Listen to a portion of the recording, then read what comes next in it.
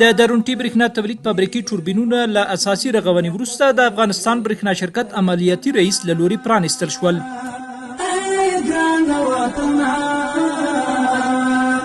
د افغانستان برېښنا شرکت عملیاتي رئیس انجینیر صفی الله احمدزي د ننګرهار برېښنا ریاست رئیس مولوي جان محمد انقلابي د درونټې برېښنا آمر انجینیر غلام حیدر سروري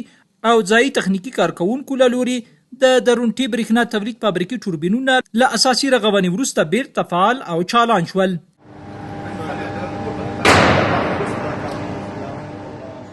ښاغلي انجینیر صفی الله احمدزي د یادو رغول شویو ټوربینونو له پرانېستنې وروسته د دې فابریکې برېښنا تنظیم او ویش ګڼې برخې له نږدې وڅارلې او تخنیکي کارکوونکو ته یې د تجهیزاتو خوندیتوب او برېښنا ویش په تړاو لازمې سپارښتنې وکړي. د ننګرهار برېښنا ریاست اړوند عملیاتي څانګې له لوري د درونټې برېښنا تولید فابریکې رغول شوي ټوربینونه داسې حال کې بیا فعال او چالانیږي چې له دې مخکې د ډېری کورنیو تولیدي فابریکو رغنیزي چارې د بهرنیو تخنیکي کارکوونکو له لوري پرمخ وړل کېدې، خو اوس پیاوړي مسلکي او تجربه لرونکي افغان انجینران دا چارې په خپله پرمخ وړي چې دې سره سلګونه زره ډالر سپما کیږي.